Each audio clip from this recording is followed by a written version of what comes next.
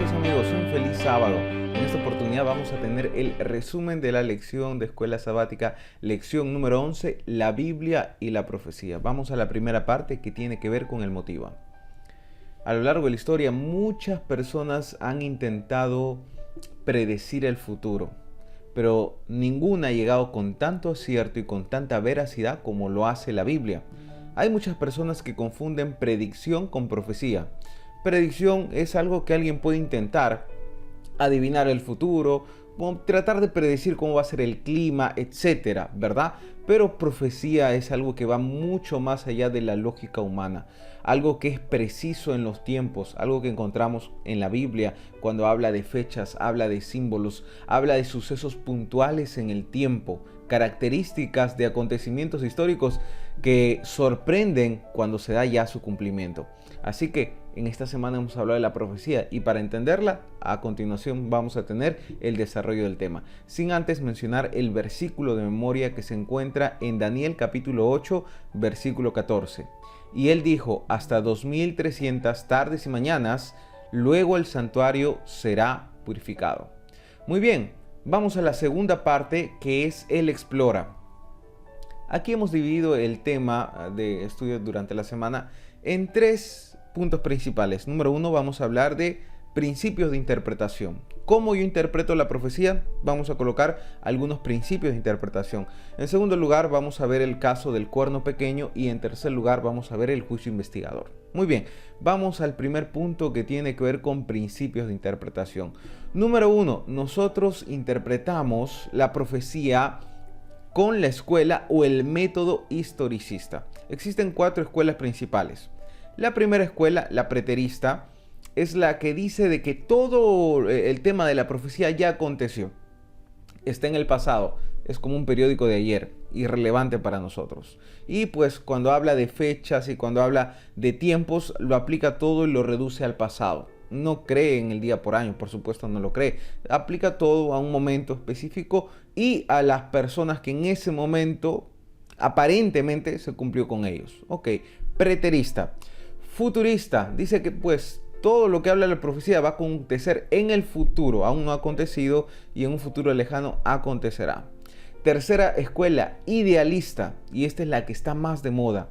¿Cuál es la escuela idealista? No aplica ningún principio de interpretación histórico, es más, alude a la persona que lee, que pues ponga su punto de vista, ¿no? ¿Qué es lo que tú entiendes? ¿Cómo tú lo percibes? Entonces es muy subjetivo, no llega a un punto concreto. ¿Tú entiendes esto? Muy bien, quédate con eso. Por ejemplo, ¿no? El dragón de Apocalipsis capítulo 12, que persigue a la mujer. Entonces uno puede decir, no, mira, ese dragón representa los problemas que te persiguen a lo largo de tu vida y que pueden estar causándote problemas, dificultades, etcétera. Entonces llega a ser muy gaseosa las ideas, sí, no son concretas. Y pues es una escuela que está de moda porque no necesita mucho estudio, simplemente inclusive va por el lado de la alegoría también.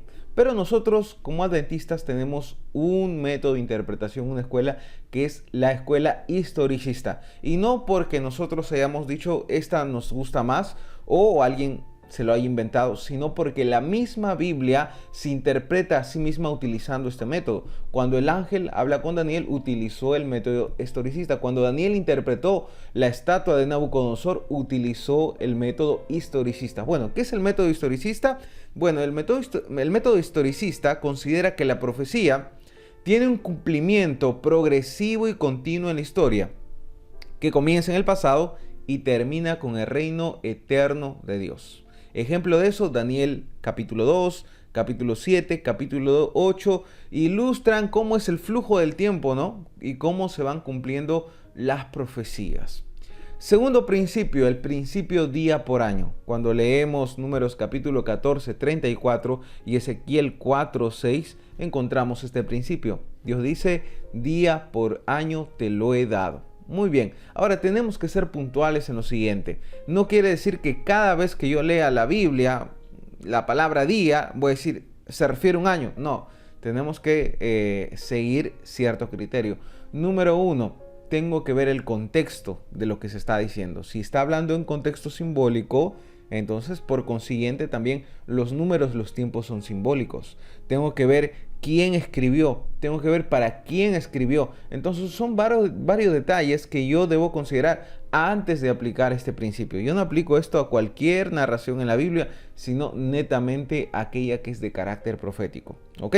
¿Qué clave proporciona la escritura para interpretar la profecía? El principio día por año. ¿Y cómo nos ayuda el principio día por año a interpretar Daniel 9, o sea, Daniel 2 o Daniel 7, todos los capítulos que pueden contener esta imagen de tiempo, hablando Apocalipsis también, pues nos ayuda a entender el progreso histórico que se va a realizar. Si no aplicamos este principio, pues nos vamos a frustrar con el estudio de la profecía, pues nos vamos a dar cuenta, si tomamos los días literales, que los tiempos no coinciden con la historia.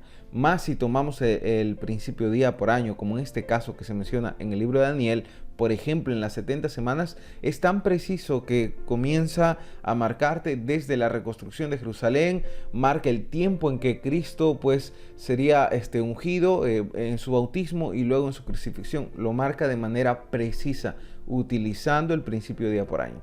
Número 3, la tipología. ¿Qué es la tipología? Pues la tipología es cuando se presenta un elemento que es una sombra de un elemento mucho más superior, que es un elemento más completo.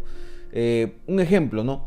¿A quién representaba la roca de Éxodo capítulo 17, versículos 5 al 6? Entonces ahí tenemos el elemento, la roca, el tipo, ¿no?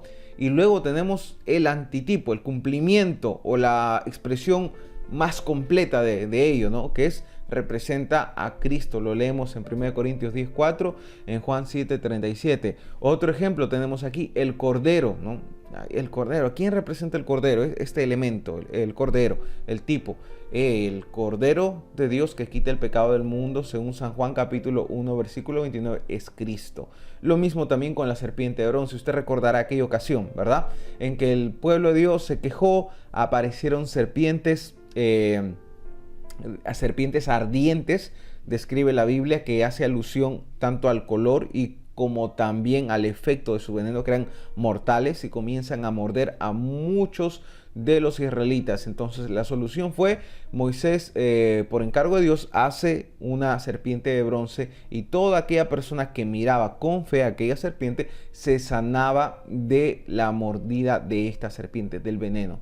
Luego Jesús mismo dice: así como la serpiente fue levantada en el desierto, es necesario que el Hijo del Hombre sea levantado. Ok, la serpiente de bronce, el tipo y el antitipo, el cumplimiento total es cuando Cristo es levantado en la cruz y todo aquel que mire con fe y cree no se perderá, sino tendrá vida eterna. Muy bien, estos son algunos principios para entender la profecía. Ahora vamos identificando, utilizando estos principios también, un elemento profético muy importante que es, por ejemplo, el estudio del cuerno pequeño, ¿verdad? Muy bien, ¿cómo yo puedo identificar el cuerno pequeño? Vamos a ver las características de ese cuerno pequeño. En primer lugar, llegó al poder de entre 10 cuernos y derrotó o desplazó a 3 de ellas. Interpretamos ahí las 10 tribus bárbaras y cuando cayeron 3 de ellas surge este poder con mucho más auge, con mucho más énfasis. Es un poder diferente de los primeros. No es otro poder más, no es otro imperio, no es otro reino más, sino que es un poder diferente. Tiene una característica especial, una mezcla, ¿verdad?, entre lo político y lo religioso.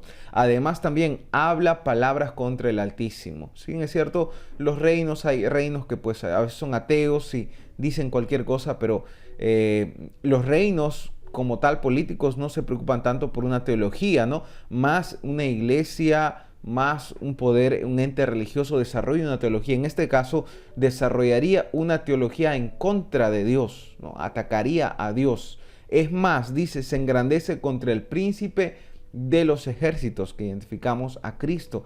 ¿Cómo lo hace? Pues usurpando su función o echando por, menospreciando el trabajo que Cristo hace como nuestro intercesor y colocando intercesores humanos. Bueno, perseguiría a los santos del Altísimo, procuraría cambiar los tiempos y la ley. Cuando usted lee todas estas características, hablando de un elemento profético, pues, ¿quién podría haber cumplido durante todo este tiempo, 2660 años, que sería un poder que partiría, si seguimos la consecuencia histórica, la interpretación historicista que marca los imperios sucesivos, ¿verdad? ¿Qué imperio saldría de Roma? ¿Qué poder saldría de Roma que tendría mucha influencia, que tendría mucho poder, ¿no? Para poder hacer todo lo que dice la Escritura. Pues llegamos a la conclusión sencilla de que aquí se está refiriendo al papado. Así que es bastante puntual la palabra de Dios y muy sencillo de identificar cuando tomamos todas estas características. Y lo último que subrayó la lección esta semana fue el juicio investigador. No podríamos hablar del juicio investigador si no utilizáramos los principios mencionados en el primer punto, si no usáramos el principio día por año y si no entendiéramos a la profecía como tal. Así que el juicio investigador, el punto de partida de los 2300 años, se encuentra en Daniel capítulo 9 versículo 24, en los que la profecía de las 70 semanas, ustedes recuerdan, ¿verdad?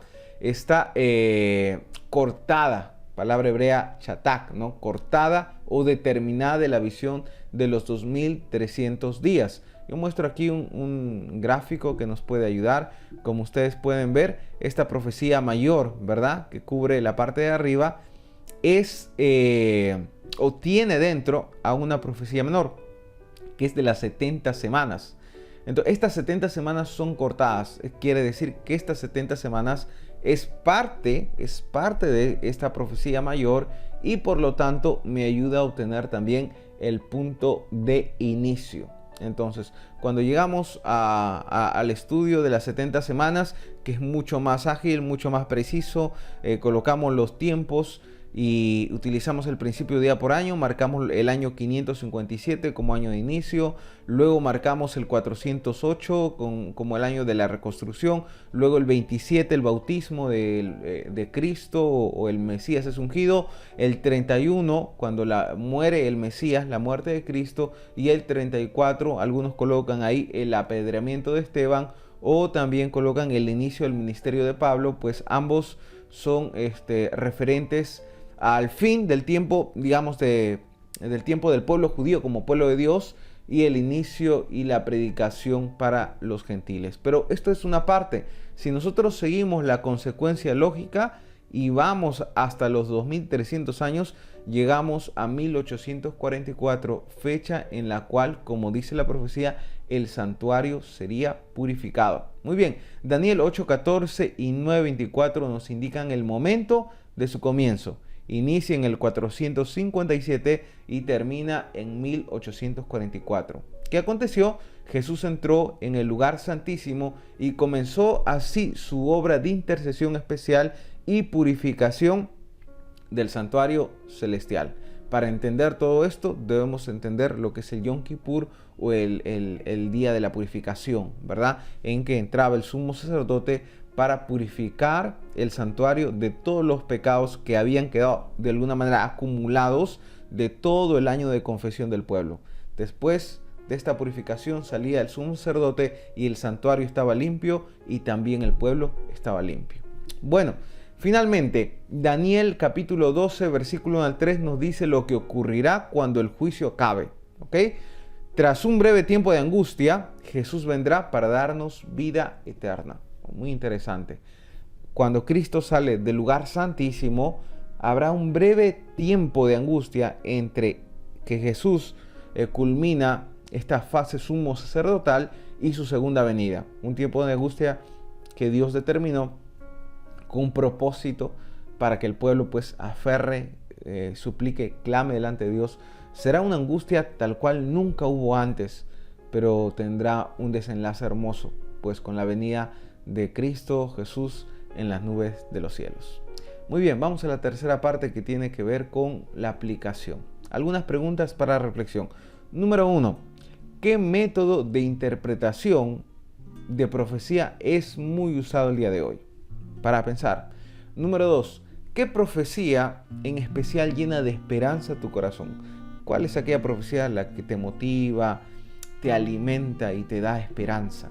Y número 3. ¿Qué más logra la profecía? Obviamente, además de revelar el futuro, ¿qué más logra hacer la profecía en nuestra vida, en la iglesia, en nuestra identidad?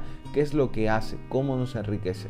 puedas responder tú en la unidad de escuela sabática, con tu grupo o en familia donde desarrollen la lección de escuela sabática. Finalmente, recordarte los 3 desafíos. Número 1, ora, fortalece el hábito de buscar a Dios la primera hora de cada día. Número 2, lee la Biblia, pero no solamente que sea una lectura, sino que sea meditación.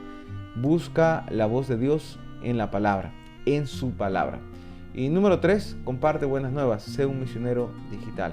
Lo puedes hacer hoy. Si estás interesado en compartir el Evangelio y necesitas recursos, estudios bíblicos, cursos o cómo yo puedo predicar en este tiempo de cuarentena, no dudes en escribir de manera particular y te compartiremos los materiales, un link donde vas a encontrar todos los recursos para tener lo que se necesita para compartir el Evangelio. Así que recuerda, lo más importante es tu consagración con Dios, la actitud que le coloques a predicar el Evangelio. Que el Señor te bendiga, que podamos tener un hermoso sábado y que podamos cada día afianzar nuestra fe a través del estudio correcto de la palabra de Dios. Un feliz sábado.